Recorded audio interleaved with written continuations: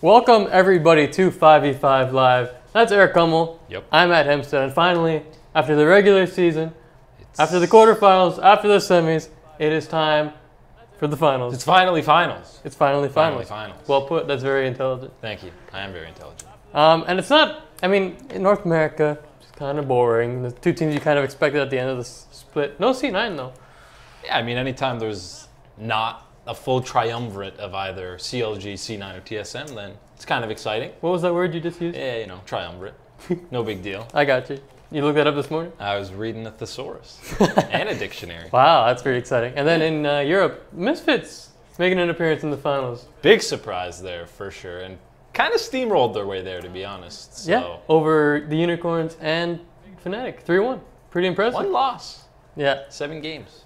Very impressive. And then G2, you know, for all the noise that was made about their early struggles and not performing at Rift Rivals, here they are back at the finals, going for 4 straight, so they're fine. They are fine. Yeah. G2 going for 4 straight, TSM going for their 3rd straight. Never been done before for TSM. All their wins, haven't won 3 in a row, so they're looking to do that. No team. No team, that's right. In NA. Gotta clarify that. Yeah. Let's get started with G2 Misfits, the early Sunday matchup. Early here, at least. Not so much in Europe, but G2 against Misfits. We're going to go lane by lane, roll by roll, and kind of do who has the advantage, and then at the end we'll do a full prediction. Yeah, I like that format. Yes. Also, send us your questions, not just about the finals, anything going on, Worlds, whatever. Gauntlet's coming up too. Gauntlet's just next week, believe it or not. So they don't waste any time. No. So send us your questions on all of that stuff, and we'll get to them after we do our breakdowns. Looking forward to that. So let's start in the top lane. Expect against Alphari for G2 against Misfits. And these are two guys who kind of at times have been looked at as, you know, the weak link of their team, but all of a sudden, I think they both look pretty solid. Alphari is this guy who's not so much a one trick, but he really does like that Gnar pick in the top lane. And his teleports, along with Maxlore's resurgence as of late, those two have a great combination going, and they love to get some early kills. So I think Alphari is a slight edge, but Expect has been playing a lot better lately too. Yeah, I would definitely give the edge to Alphari. I think he's been playing at a whole nother level in these playoffs for Misfits, and he's gone against some pretty good competition. Soaz and Vizichachi, MVP from last split. He's got a 9.1 KDA in their 7 games. I know everyone on Misfits has a pretty crazy KDA, so that's not saying much. But the 2 top laners he went against, who I just mentioned, their combined KDA is 2.1. Combined. Huh. Both of them. That's not amazing. It's not very good. No, so there's the KDA you spoke about. Again, these are playoff statistics. So for Misfits, that's 7 games. For G2, that's 8 games after they swept H2K. But still, you can see one thing that kind of stands out with Expect is that first blood percentage. So he gets involved early. That's kind of where Trick likes to go, get that top lane in early edge, and then Expect can hold his own from there, get some good teleports off. Whereas Alphari generally left to his own devices at the beginning of the game, which, again, it works for him because he's playing these good laners like Gnar, like the Jarvan, whatever. He carried the game with Rumble earlier in the playoffs as well. So he's kind of good at everything, but lately they've been putting him on the Gnar pick. Great in lane, and then, again, if you can handle that Gnar bar perfectly, you got some great engages.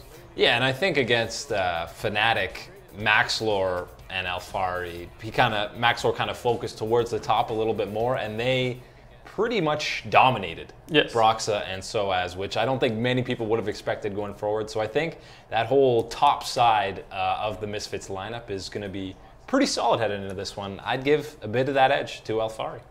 Yeah, it's not a very one-sided matchup in favor of Alphari because, again, Gnar and Trick, when they're on the same page, which isn't always the case, they're pretty good. But, I mean, Expect has been looking really good with his teleports lately. One thing that kind of stood out to me was...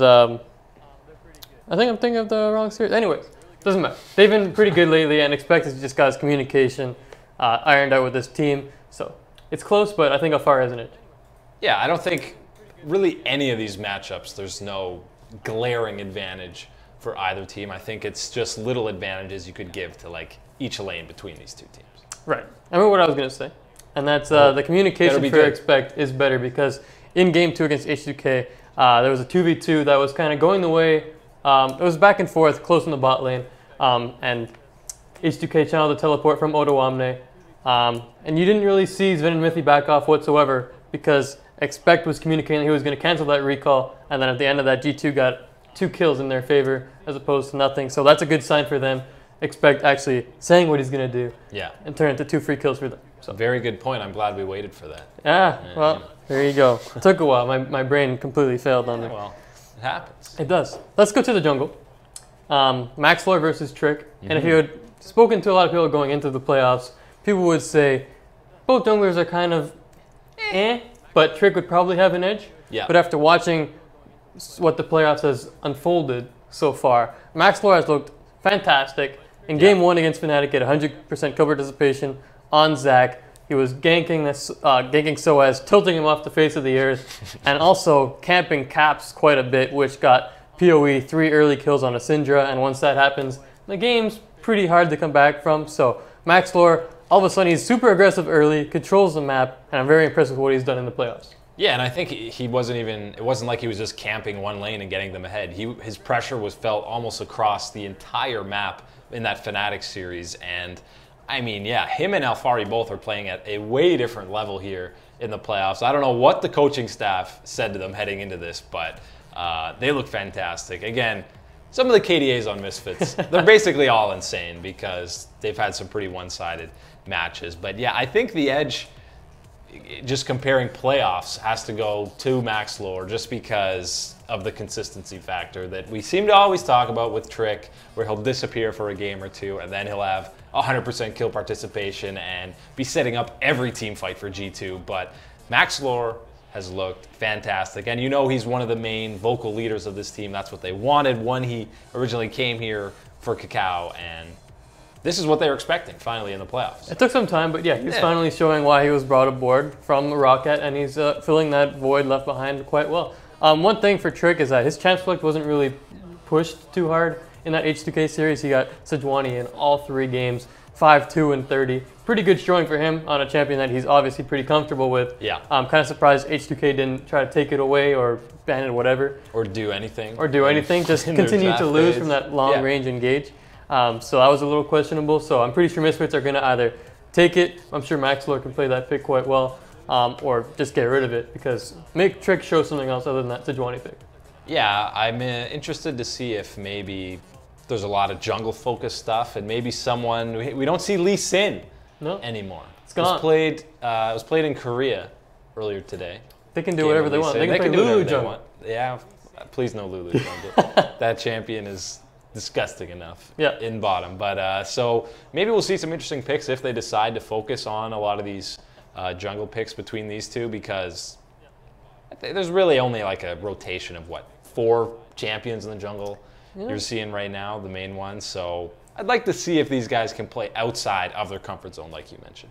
Yeah, there's a whole lot of Gragas going on, and that's mostly it hasn't had much success in Europe, believe it or not. I think it's like like an 11% win rate in Europe. I saw a tweet, whereas in every other region it's like 75%. Yeah, I don't really know what the reasoning for that is, especially when you've got, actually, I don't want to roast the guy. I'm not going to say it. So it's very surprising that EU's struggling. I'm very curious now. Gragas. I was going to rip off my boy Omar God, but I thought better. He's mean. A great Gragas player, man. Come on. That's mean.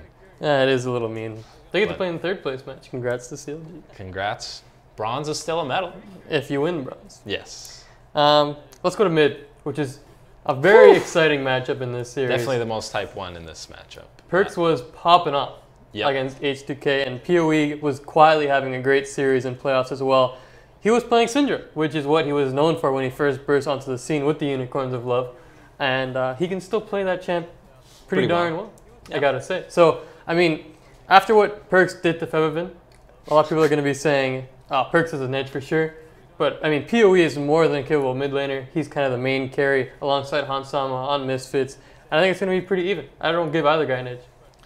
I feel like that KDA is insane.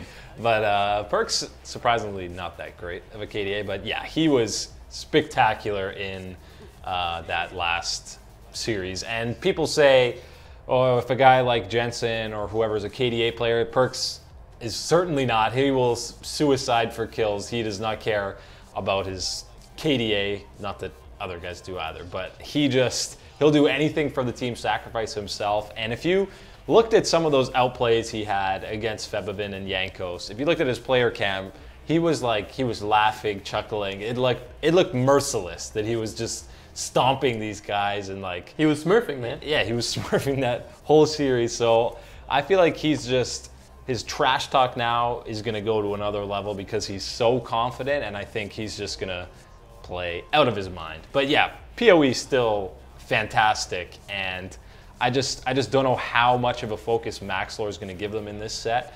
Not that maybe Trick will focus mid as well, but I think if it's a one-on-one with no jungler help, then I got to give the edge to Perkz because he's a madman.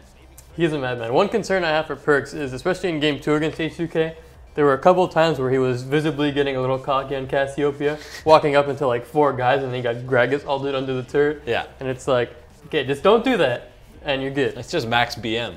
It is max BM, like give away a free kill just because, but yeah. PoE is so involved in what his team does early in games as well. His kill participation in the playoffs is like over 80%, yeah, which is crazy. Pretty ridiculous. So he's basically like what everything on Misfits goes through. I know Maxlore gets things going, but PoE is basically the focus point on this team. So if he gets behind, it's going to be tough for them. So I do expect a lot of attention around mid lane, whether it's Ignar roaming up or Maxlore kind of protecting him and getting him some early kills like he did against Fnatic with Caps. So it's going to be close, but Perkz probably mechanically in a 1v1 situation is a little better off, but very close. Yeah, I think Perkz just needs to buy a lot of wards and yeah, be ready for other roaming guys to come in maybe, and just, if he's going to play as aggressive as he has throughout these playoffs and during these playoffs, just make sure you got some vision. Because how many times you see people pushing up, pressuring the tower even with like 1 ward on one side, and it's like, all right, well, you're going to get ganked. So, yeah. It's going to be an interesting matchup, though. That's the key one for the series, I think. Definitely is. What might be the second to that is in the bot lane, AD carry, Zven against Hauntzer. Hauntza's resurgence back to the form that he kind of had in spring. Just a great carry. He's kind of been playing that Xayah a lot, which is heavily banned in some regions, but it's also been left open quite a bit for him, it seems. Just a champion that has such an ability to escape key engages and whatnot that he's got a great chance to reposition, and he's just been showing what a high damage output that Xayah can do. But overall, Hauntzer has been performing really well, and Zven quietly, obviously, still that solid AD carry who's been tops in Europe for a long time. Yeah, I mean, that G2 bot lane as a whole pretty much almost doesn't even get talked about either when G2's struggling or when they're playing super well, because they pretty much stay at the same level. Even when the team's struggling, they've been great. They're still one of the top bottom lanes in EU, probably the best, to be honest. So I think this will be pretty even in this lane, but I mean, Hauntzer and Ignar. Another great KDA. Yeah.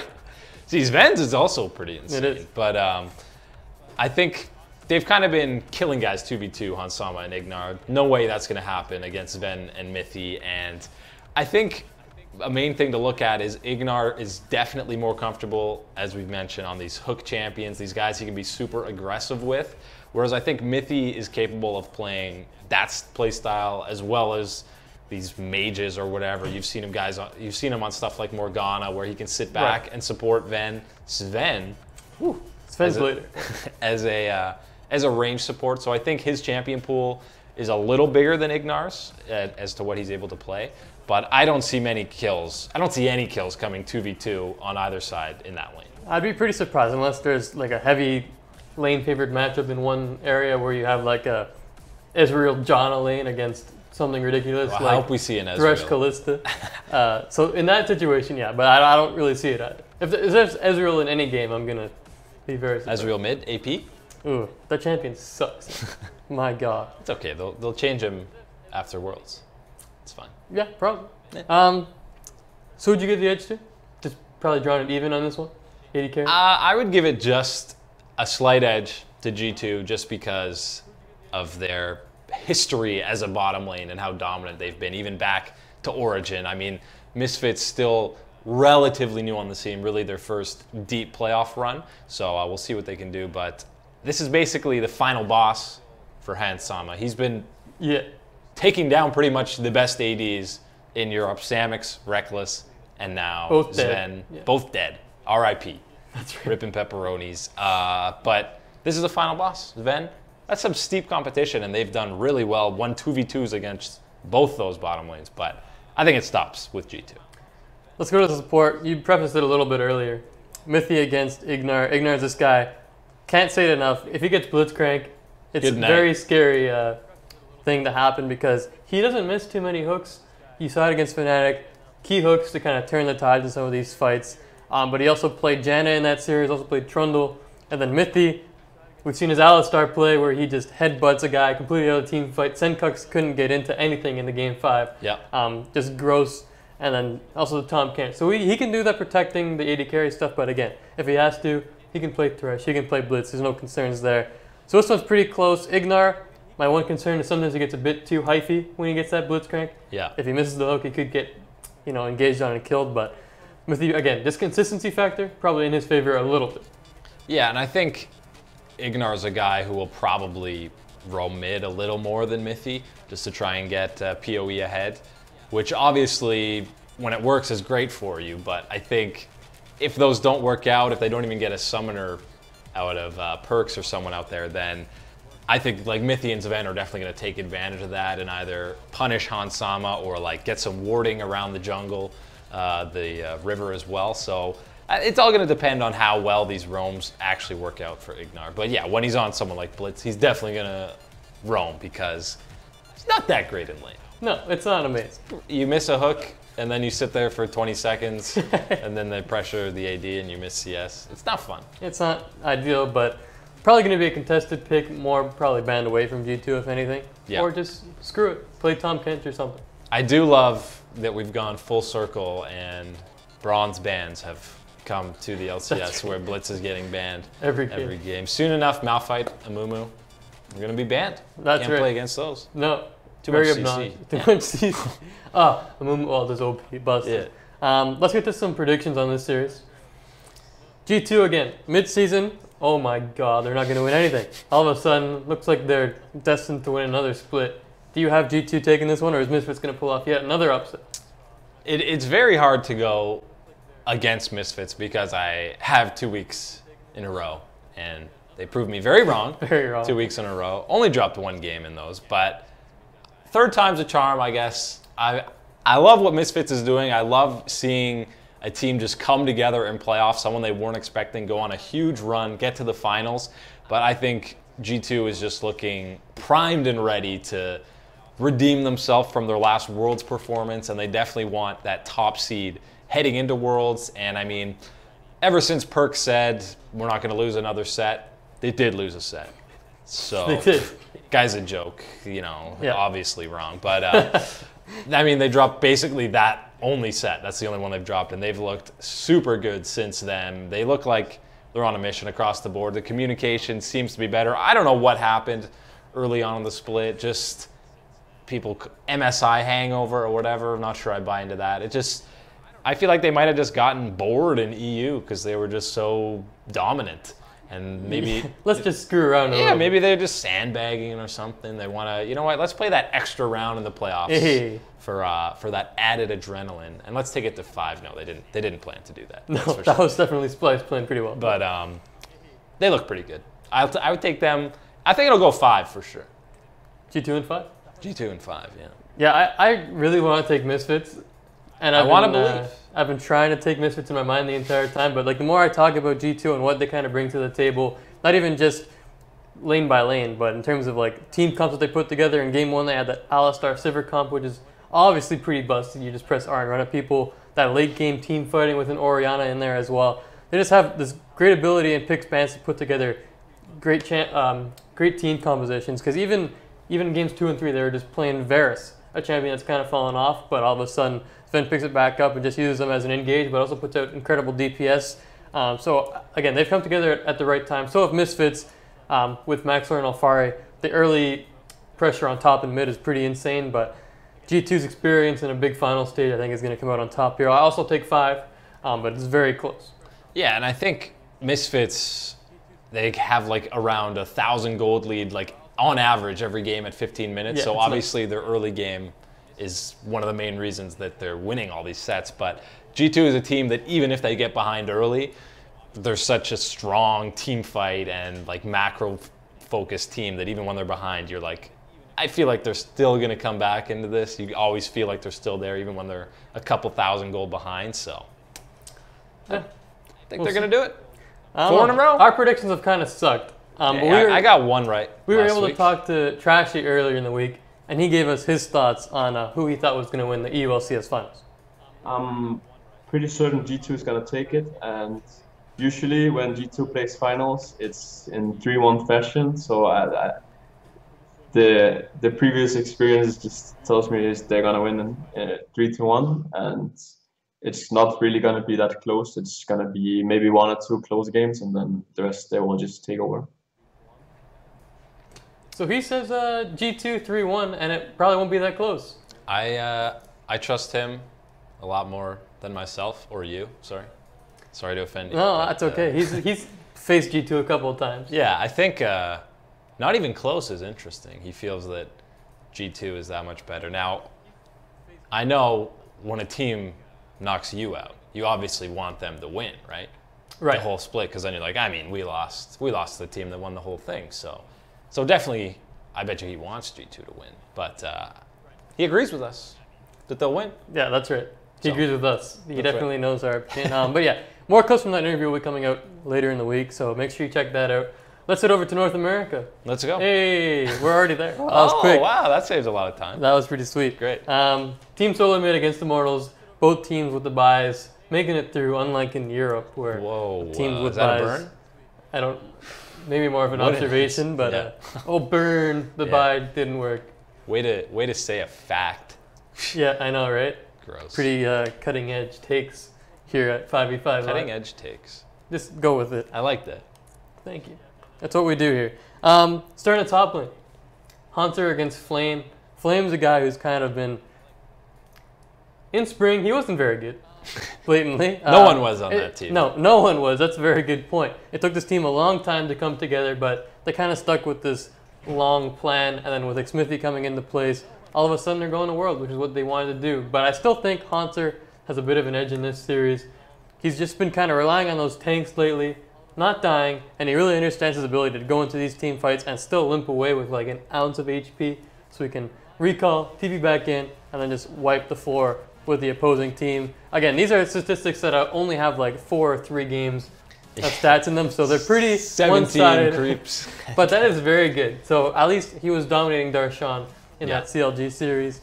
But yeah, I mean, even in the regular season, the 2 highest CS differentials at 10 amongst top laners during the regular season. So both very good laners.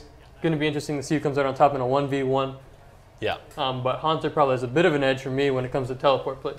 Yeah, and I think Hauntzer in that Dig series, I mean, you saw what Someday did on champions like Maokai against C9. He was just unkillable. C9 had no chance against him. But Hauntzer did a pretty solid job of shutting down a Maokai as much as you can, which is not that much because he's going to be tanky eventually anyways. But I mean, he played 4 different champions against Dig, and again, he showcased he can shut down the Maokai, and then when he was on Maokai, he looked like an absolute beast. His flash snares, he was following Shrimp across the map on some of these. Just the quick trigger on the W to follow him down, and I think he just frontlines so well for TSM when they have such high priority carries in Bjergsen and Doublelift. A lot of the time, he doesn't get the chance to play a carry because the team's so focused on those two.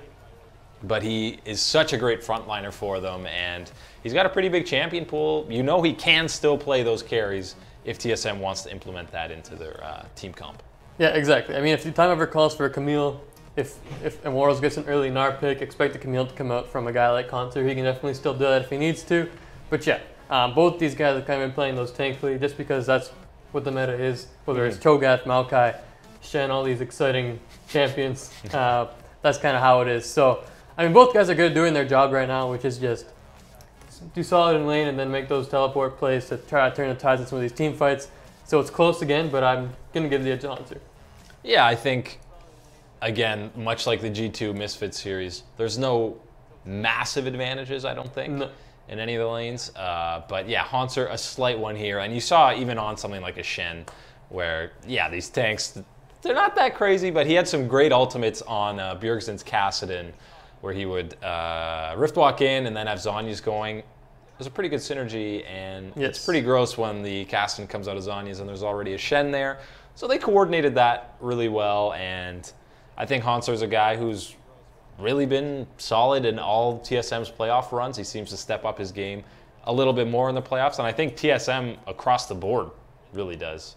I mean, they seem pretty ready for all the strategies that Dignitas had, the Nunu and the Twitch. You can just tell that they prepare well for these teams in the playoffs, and I think you'll see the same thing against Immortals. Yeah, again, TSM's not always a super exciting team, but they definitely know how to draft a good composition that kind of defeats exactly what you're trying to do, whether it is a late game scaling comp we saw in game 1 against Dignitas, or an early game aggression, or just a team fighting composition. They can do it all, and we've seen it time and time again. But one guy who hasn't really gotten a lot of the attention is Svenskeren on TSM, and that's because, you know, he doesn't get a lot of kills. He's been playing these supportive junglers, whether it's Gragas or whomever, and just kind of supports Bjergsen and Doublelift, make sure they don't get tower dove or camped. Just plays the map really well at that. But again, because he doesn't get these kills and carry his team on TSM, he falls under the radar. And against Xmithie, someone who's got this great leadership and affinity to make these early plays and get these first bloods, it might be an interesting matchup. Yeah, I think what may happen is Svenskeren's going to kind of fall into a trap of almost like playing reactionary to what Xmithie's doing, kind of following him around the map. And I mean, if you're going for counter gank, something like that, you got to be there on time. I feel like Xmithie's just going to kind of be quicker to get to these places than him. And I mean, you look at those kill participations there. I mean, TSM can do stuff without Svenskeren. Xmithie pretty much, at least through laning, everything runs through him. You've seen him have 100% kill participation in some of those games against CLG. He just, going into games, he knows what lane he should be focused on based on whatever lane matchups, what their team comp is, and he's just so efficient with his jungling, his farming to ganking. There's basically no wasted time with him. No, he's just very good at being where he needs to be at the right time. Even if you look at the damage per minute, Xmithie nearly doubled what Svenskeren puts out, and that's just a difference in roles in this meta too. It's not like, oh, what is Sven doing in these team fights? It's literally just Sven is playing a supportive role on tank champions, making sure his teammates don't die, rather than being a super proactive jungler and getting these first bloods. He's not playing Lee Sin anymore. He's not playing any of these offensive champions. It's a lot of the exciting Gragas barrels and body slams. Yeah, where you get your engage off, basically flash in and die. But you got the engage off, you get your barrel on a primary target, and your team kills everyone. Yeah, and he did have some really good barrels in the Dignitas series to just displace some members and set up some, or ruin some tower dives from Dignitas too. So yeah, Gragas is now basically like the jungle equivalent of Orianna, where pretty much every jungler in pro play should be able to play Gragas. Like every mid laner can play Orianna. It's just kind of, it's a pick you have to have because it's so prominent. And yeah, Svenskeren, no exception. He can play the champion super well. So can Xmithie. Probably going to be banned or picked in like every game in this set. So yep, be interesting. Look forward to Gragas. That's very exciting. Mid lane matchup is Bjergsen. I've heard of him. Against Pobelter, who's also very good, but obviously against Bjergsen, you're never going to get the respect you deserve from people from an outside perspective. So I think Pobelter can hold his own in this matchup. He's not going to be 1v1ing people like he tried to tower dive Huhi. That'd be pretty disrespectful against a guy like Bjergsen. I'm sure that didn't work for Pobelter really, even though he got bailed out by Olleh. But Bjergsen's this guy, his champion pool is deep as anyone else's, probably the deepest. He pulled out Caston after not playing it a ton in the regular season. He's still got his back pocket zillion. I'm sure he can play the Victor if he needs to. Xerath, he can always bust out. Oh, no, not the Xerath. Great. That was disgusting. But yeah, I mean, again, Bjergsen is Bjergsen. He's going to have an edge over pretty much anyone he goes up against. Yeah, I mean, Pobelter probably having his best season, I would say, in the LCS, the split. Yeah. Best season ever. And the advantage goes to Bjergsen because Bjergsen is Bjergsen. That's it. Top tier analysis right here. I mean, Bjergsen is Bjergsen. Even in the playoffs, he steps up his play even more, and you see there Cassiopeia is going to be a pretty contested pick, I would say, much like Orianna. And yeah, Bjergsen, you could probably do 10 mid lane bans, and he would probably find something that he's like, oh, I play this in solo queue all the time just because the guy plays so much solo queue that he's just comfortable on so many different champions. And I mean, he put up a really solid performance against Dignitas in pretty much all the games, even the one they lost. And his laning seems to get even better and better every time. Now he's a guy who can basically stomp a lane or be more focused on team fighting. He can do it all. Yeah, but he stomped Keen in the Dignitas series. Yep. Up 17.3 CS at 10 not bad. is pretty good. Over 4 games, that's still very impressive. Yep. Even though Keen's not this guy known for CSing. And any LCS mid laner, you get that kind of advantage at 10 minutes. Yeah. And that's pretty good. Like, Cassiopeia is such a toxic champion in lane. Is that a pun? You like that? The poison? Poison it, but yeah. like, it's just so, she lands a Q at level 2 and it's like, oh God, run. You run out of your turret and then you're basically behind the whole time. It's just a champion that these guys who are good at dodging skill shots, as most of these top tier mechanic mid laners are, and you can just play so aggressive on that champion. Perkz was a perfect example. I mean, she moves so quickly, dodging everything, basically infinite E spam on you. You can just pressure a lane so hard, especially if you get any kind of advantage. So I think if either of them were on Cassiopeia, junglers would probably be hanging out. Yeah, I agree. Cassiopeia is probably going to be picked or banned in every game as well. Both mid laners have shown affinity for that champion in the playoffs, as well as pretty much every mid laner in the world. So that's definitely a big pick. Another big pick is going to be the Kog'Maw down in that bottom lane, because Doublelift and Cody Sun both played the hell out of that champion in the semifinals. Kind of out of nowhere, but this new hyper carry Kog'Maw with the Gwynsu's rush into Runans and then Blade of the Ruined King does a lot of damage, and it's also pretty decent against tanks, which is probably one of the main reasons it became such a popular pick, because he can shred, and the AoE with that Gwynsu's activated is ridiculous. Yeah, the only issue with the Kog'Maw is you obviously need a comp. You need to draft a comp kind of around it. Doesn't necessarily need to be Lulu and Janna, but you need to have something that's going to appeal for him and support him, because my favorite part of the Kog'Maw pick is in some of these team fights when he's just getting jumped on by 4 different guys, and it's not even worth trying to kite at that point. So Doublelift and Cody Sun both just press W, and you're like, all right, I'm just going to sit here. Oh, I killed 2 of you before I died because I do such an insane amount of damage with that W. But yeah, it was played in 6 of 7 games between these 2 guys in the semifinals. So that's probably going to be seen or taken away quite a bit. Yeah. Doublelift, been around forever, a top 80 carry for a while, but Cody Sun all of a sudden, this huge jump into the top 2 80 carries in North America, probably. At least in my opinion, he's a top 2 now. And he was putting out insane amounts of damage against CLG, nearly 800 damage per minute with that Kog'Maw pick. So it's definitely close. Doublelift obviously has a huge edge in terms of experience and being there in the finals before, but I think Cody Sun can hold his own. In lane, they're a pretty dominant duo with Olleh as well, whereas Biofrost generally a bit more of a supporty, more passive play. Yeah, and I think throughout the EU and NA LCS playoffs, you've seen a lot of 2v2 kills in bottom lanes, and I think that'll stop in both finals here, just because you've got 4 pretty solid bottom lanes that aren't going to make big enough mistakes for one of the teams to actually get a kill without some jungler or pressure from other lanes. So I think, yeah, the biggest advantage you're going to see in there is like a CS difference if they have a more dominant duo partner. But I feel like Immortals might have a slight edge down there just because of how amazing Olleh has been playing, and I think he can kind of garner an advantage for Immortals down there. And I also think Olleh and Xmithie probably have the best vision control and just kind of guarding the map and having control over the entire map for a jungler support duo. They catch so many people out there trying to ward because they just have such great coverage throughout the map. Yeah, I mean, one thing that kind of goes unnoticed is Olleh's chemistry with Xmithie down in that support role. Not a lot of guys can really, you know, cooperate with his jungler so well. Guys who are often on opposite sides of the map. Xmithie's coming from the top side, being like, I'm going to gank mid. Olleh comes around as well. Yeah. And yeah, they're always doing like 3-man plays. Against CLG, not Cody Sun, Omar God often looked like an idiot trying to go ward. But it was just because Olleh was so active on the map. Like, he'll recall, and then you never know where Olleh is going to be after that. He could go top, could go mid, just go straight bottom, gank his own lane kind of thing. So super unpredictable guy in Olleh.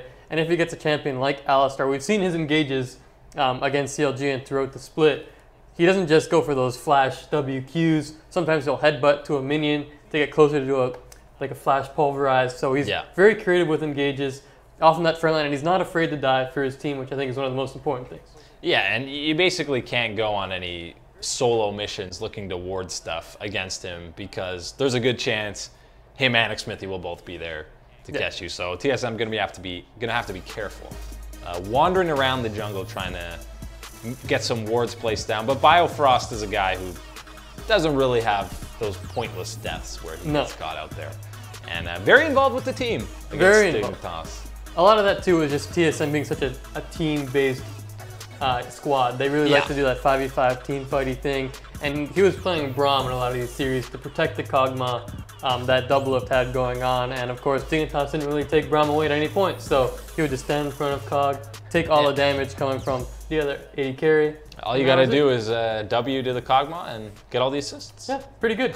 Not bad at all. But yeah, I mean, Biofrost doesn't die as much. He had an impressive Thresh game there as well, where he was landing some pretty nice hooks. But yeah, Olleh, I mean, his KDA looks bad. His death percentage on the team looks bad, but that's, again, just because he gives up his life for the team, which is something not a lot of guys do. Yeah, I mean, if you want someone to be dying in team fights, it's probably your support to have as many of the other carries alive as you can. So yeah, I don't think that's... Stats for supports are a little different. They don't really matter as much, let's say some of the carrier roles. But yeah, he obviously sacrificed to keep those guys alive, did it pretty much every game against CLG, and just really impressive stuff from him and Cody Sun to basically have flipped the script from a bottom tier AD duo to the top. Yeah. Flip the script.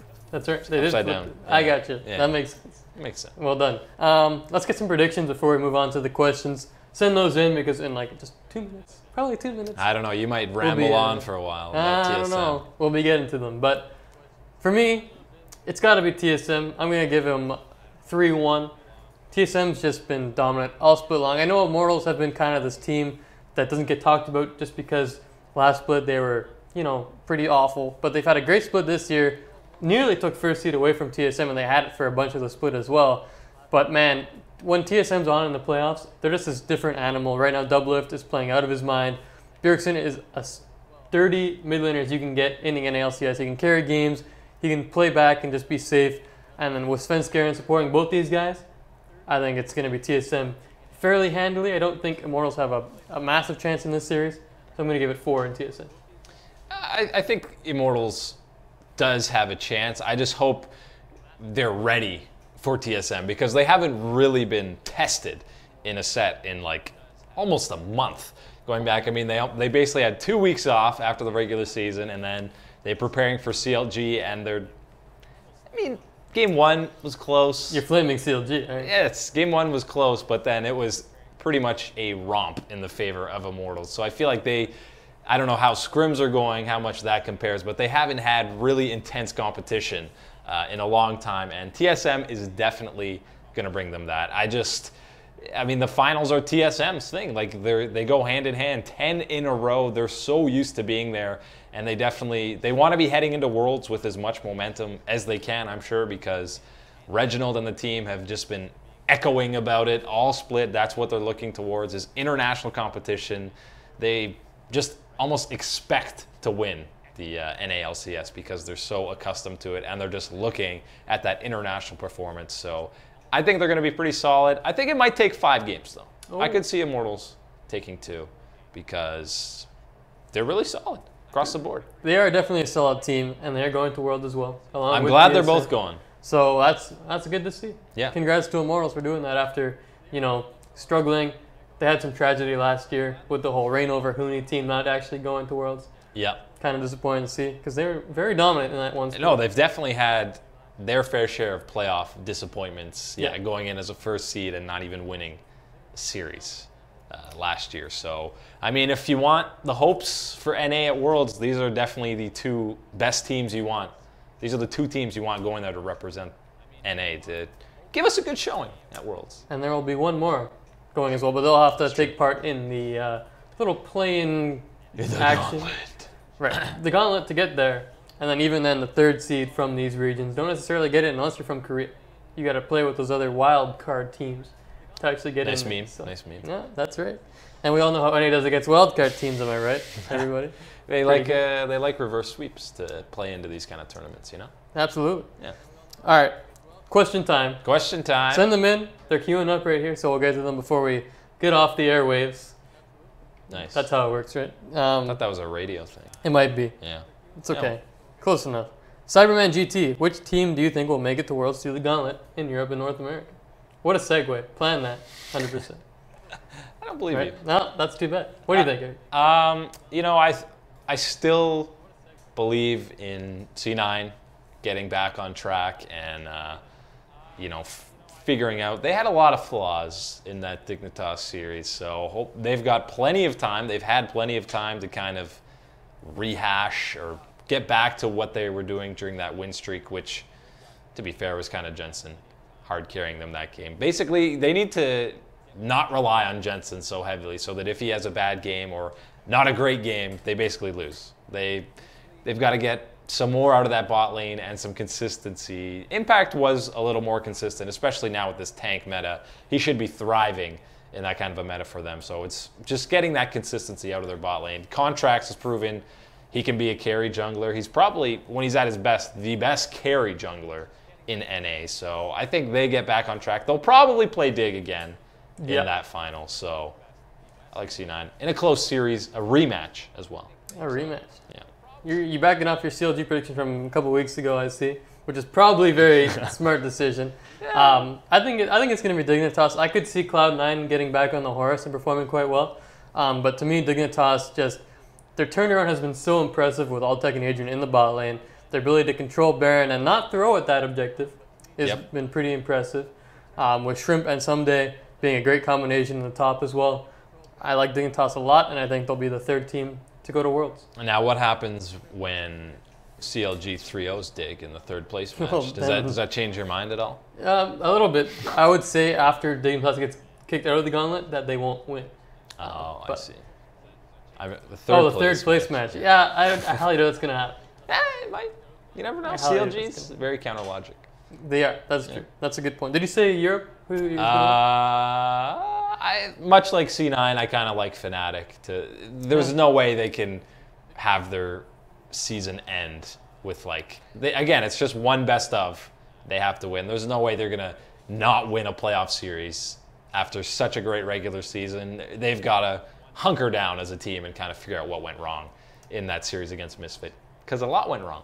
Yeah. Hunker down is a nice term there. Thank you. I'm going to take, I really want to say Splice, but they have to run the entire gauntlet, which is not easy to do. We've seen Cloud9 do it before. Yeah. But that probably is unlikely to happen, especially because they play like Friday, Saturday, Sunday. It's back a to lot back of to back. games. That's exhausting. It's very hard to plan for. I think if Splice had the chance to just do the one best of 5 like Fnatic had, I think they could take it because they prepped really well for G2, the best team in Europe, and nearly took them down. It was basically like one team fight in Game 5 that made it go G2's way. So I like what Splice has, but again, I think having to go back to back to back is too tough for them, so it probably will be Fnatic. Yeah, I think if you're going through the gauntlet and you have to play everyone, you can't plan for each team. You can plan for the first team and be like, all right, let's see what happens there. But you basically just have to have strategies yourself, team comps that you want to run against any opponent because, yeah, the turnaround is way too quick for you to actually be game planning for each of those teams. So, Definitely tough. Definitely tough to game plan for 3 teams in 3 days, especially some of the best teams in Europe. I'm pretty sure when Cloud9 ran through that gauntlet, they played more games in like 3 days than like the majority of the split. Well, it was a reverse sweep, another reverse sweep, and then 4-game final. Yeah. So it's a lot of games over a weekend. Yeah. That's ridiculous. Crazy. Hyped teams for Worlds. Give me one team you're kind of excited to see on the World stage. And don't be boring about it. What, is TSM boring? That's a boring one. That's fine. That's fine. No, I want to see what Immortals can do because, I mean, basically, Xmithie, they have some world experience with some guys, but a lot of it not for a little while, or like one-time thing. I want to see what like Olleh and Cody Sun can do in an international competition because they have more than shown they can compete and show up in the NA region. Let's see what they can do internationally. So that's going to be exciting. It will be exciting. You like Immortals? I'm gonna take the Gigabyte Marines. Oh boy! I'm kind of excited to see them at your Worlds. boy Levi. Yeah, he was very good at mid-season invitational against TSM. As we all know, they were very close to taking them out in the play-in stage. But eventually, both teams did get into the group stage, and they got memed again by the Gigabyte Marines, which was fantastic to see. But this is one of those wildcard teams that kind of gets bashed on because they're just a wildcard team, but they've been dominating the region for a while now. And I think they can hold their own against some of these NA and EU teams. So keep an eye on that. Yeah, you know they're going to be in some NA or EU teams group, and there's going to be a lot of memes going on there. Because, I think they're better than a wildcard team, really. They are. They're better than a Kaboom. Alliance, how you doing? They're still dead from that game. Yeah, they are. Hugo Pena, which champions would you like to see in this year's Worlds meta? I'd love to see some of these world-class junglers coming back to the Lee Sin.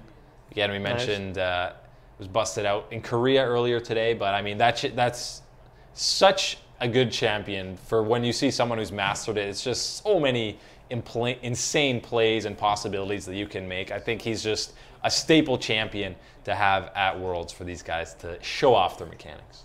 So I like it. Give me Lee Sin. Give me Yasuo. I want Yasuo to come back. I hate seeing him in solo queue because it's so obnoxious, but on a world stage with some of the best players in the world getting their own ultis off with that tornado, fun to watch. Yasuo top? Yasuo top, Yasuo mid, Yasuo jungle.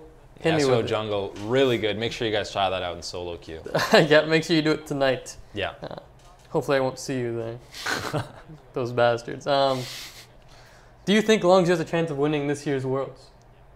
I would say yes. Absolutely. They just beat SKT in a very convincing fashion nonetheless. Almost another reverse sweep coming back for SKT, but in that game 4, Longzhi basically stomped SKT. Yeah, that was the most surprising part of that series. It's basically as soon as SKT wins a game in a series, people are like, oh, that's done. it. Doesn't matter if it's 2-0, if it's 0-0, SKT wins a game and it's like, yikes.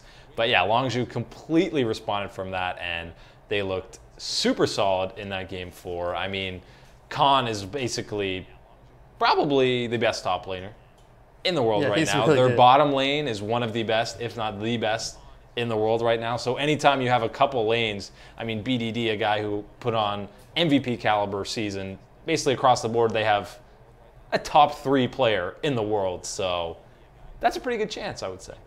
Yeah, I would say it's a pretty good chance. Let's get to the next question here. Hugo Pena also wants to know, who do you think will get the NA MVP vote? Tell him. Tell him the answer. Well, the answer is probably and should be Jensen. There you go. Nikolai Jensen. Mid laner, Cloud9. Formerly That's what they're going to announce. Formerly Incarnation. Formerly banned, yes. Yep. But reformed and a very good mid lane. Yep. Very good mid laner. Put on a MVP caliber season, and I think she should get MVP for it. Yeah, and then the rest of the ballot's probably going to be a lot of Bjergsen and Olleh. Yeah, that's probably your top 3. Maybe a couple of Xmithie votes in there. But some Doublelift thrown in around. There's usually some of these people who have votes usually put some ridiculous thing. So you might see a Demonte for MVP vote. Where's the Mike Young votes, man? Definitely Mike Young should be getting some, but I like seeing the weird picks, basically just troll picks. People throw away their votes. I don't really know why, but it's funny. It is. You never know who's going to get a vote, but yeah. Maybe you'll get a vote at this pace. I don't think so. Well, that's fine. Do you think Immortals are a good enough team to represent North America at Worlds? I mean, I think they're the second best team in NA, so there's 3 spots. I think they're definitely good enough, and I think if NA wants to have good results at Worlds, then Immortals should definitely be one of the teams going, and they are. Yeah, I mean, as of right now, I would say they're definitely amongst the top 3 teams. You can throw Dig in there, you can throw C9 in there, but that's probably the top 4 as a consensus. I don't think anyone else even rivals that group. So any of those 4 teams going, I'm pretty okay with. And right now, Cloud9's a little sketchy. So, I mean, you can send 3 North American teams, and right now Immortals is one of those top teams. That's just how it is. Yep. That's how it is, Eric. That's how she goes. N4K Gaming wants to know, how the F did Xmithie make Immortals so good? I don't think it's solely been Xmithie. Obviously, he made a big difference, and I think just his personality seems to gel a lot better with that whole roster, and obviously he brings a lot of experience. He's been playing for a very long time. One of the few guys who's been around so long and still playing at an upper tier level, much like a guy like Doublelift. And I think just across the board, like that bot lane is playing worlds better than they did last split. So obviously that makes Xmithie's job a little easier, but I think he's just kind of given the confidence to all his lanes that, you know, they can play more aggressive because he's got them covered, or he's got eyes on the juggler most of the time in these games. So I think it's just more confidence for his laners. I'm with you, Eric. I am with you. Yeah, Xmithie, I mean, it's such a more of a leadership thing than just being a mechanical player or a carry guy. Yeah. I mean, Dardak was someone who could bring you the kills and the aggression, but Xmithie brought his mind to this team and just kind of team synergy where, you know, he really understands this game on a complicated level. He's been around forever on XDG, on Vulcan, on Counterlogic Gaming. He's won a North American title before, so he knows how to do it. And I mean, he just wants to get back to that world stage, and he's done it with Immortals. So he's just brought so much to the team that they didn't have before. Basically, he's brainwashed them into Right. playing good League of Legends, and now they're all robots and it's working. Oh, well done. Yeah, good job, Xmithie. Very well done. Who can challenge LCK teams? The short answer is nobody. The real answer is Flash Wolves. That's what I was going to get at. Yes. Yeah. I mean, pretty much any team from any other region is going to have to play the game or series of their life. I mean, you've seen in group stages that these Korean teams will drop games in these best of ones, which are kind of really best of twos. But I mean, it's one game that they play. So teams can, you know, get out a really early lead and snowball it. You've seen them drop games. But as soon as it gets to those best of stages, it's pretty tough to win 3 games against any of these teams. It's just because the competition they play in the regular season and in their playoffs is like, it's basically like Worlds. They're basically playing Worlds all year round, whereas the competition is definitely lower in some of these other regions because even the middle to bottom pack of teams in Korea are really good teams. No offense to some of the NA and EU bottom tier teams, but yeah, I mean, they're not as good. The final in the LCK Gauntlet is going to be Samsung against, who just won against KT Rolster. Yeah. And one of those teams is not going to Worlds. And they're probably, whichever team doesn't go, is probably the 4th best team in the world. That's right. I mean, there's some of those Chinese teams that are pretty decent going as well that could probably pull some upsets. And yeah, the Flash Wolves are kind of the SKT killers, if you will. Yeah. They keep pulling up upsets over the best team in the world. So they've definitely got some sort of chance as well. So I would look at maybe Flash Wolves and keep an eye on China as well. But I wouldn't expect much else coming from the rest of the world. Here we go. Hit me with another. Oh, I'll whack you with one. Jose Mendez wants to know, do you put more weight on stats of a player or wins of the team the player is on in your MVP votes? Ooh, I mean, I think you've got to take both into account because if a guy's putting up crazy KDA, crazy CS numbers, but team has 2 wins, obviously he's not carrying properly, or maybe his team is just so horrible that he can't 1v9 because they're dragging him down so much. But I think it's kind of even with both of those, but I mean, sometimes you can't just hard carry. You could have an amazing game and you still lose.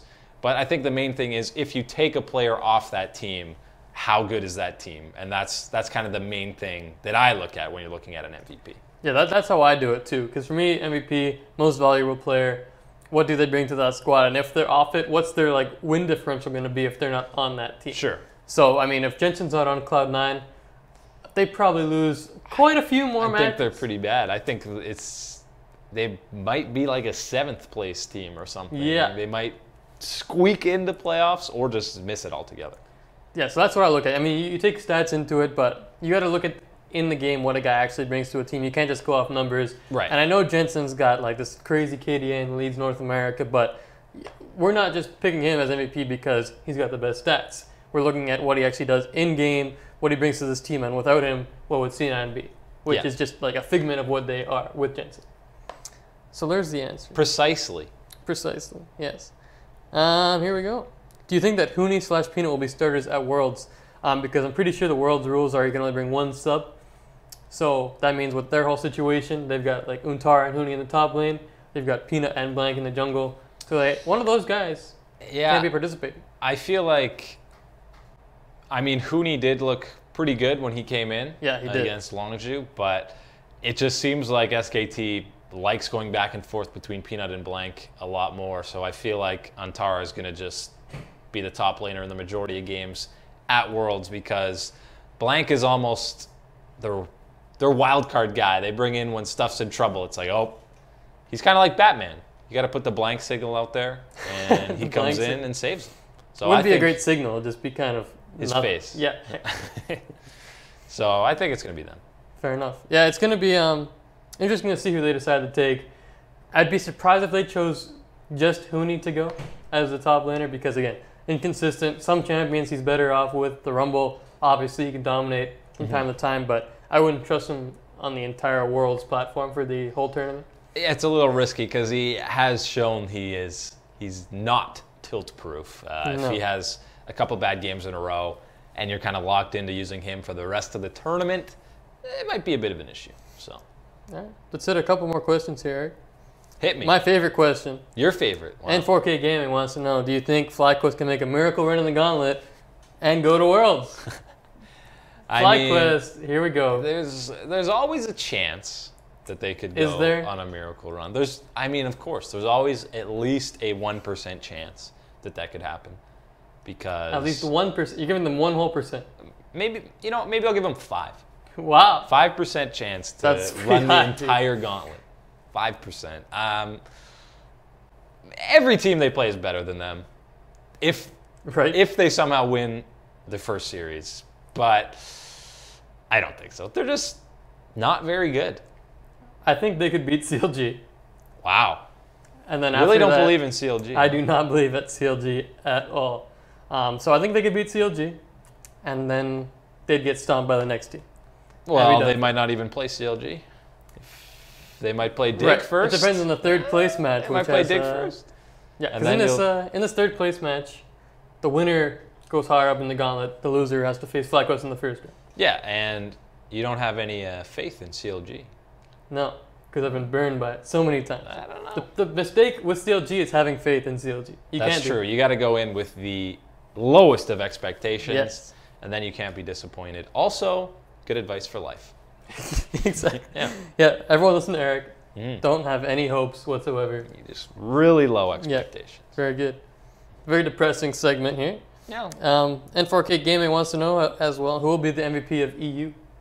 I'm going to give it to probably Broxa. I know Reckless is the guy a lot of people are talking about, but I just think Broxa brought so much more to the team. Reckless was that split push, consistent guy who was great in team fights and carried the team when it mattered, but Broxa really got things rolling, made Soaz look like he was the top laner of old, brought Caps back into the fold as well, who's still young and trying to learn how to play League of Legends. So Broxa was very impressive to me.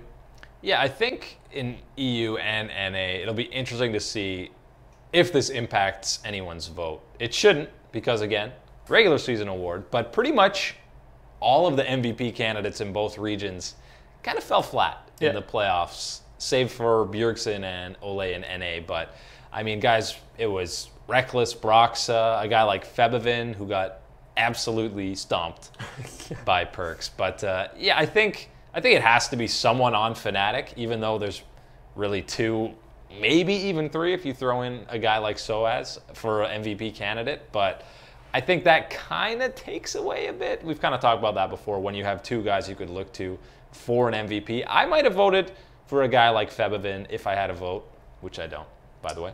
I might have voted for Febevin. He was just so consistent for H2K and basically their go-to carry throughout the split when other guys around him weren't as consistent, especially that bot lane at times. And Jankos would have games where he wasn't too great for them, but Febevin was a rock for them throughout the entire regular split. So it might have been him. Might be him. It's probably a Fnatic guy, though. It's definitely going to be a Fnatic guy. Yeah, I would be shocked if it wasn't. Couple more questions, then we'll get out of here. All right. Are those rubber ducks debuggers, Eric?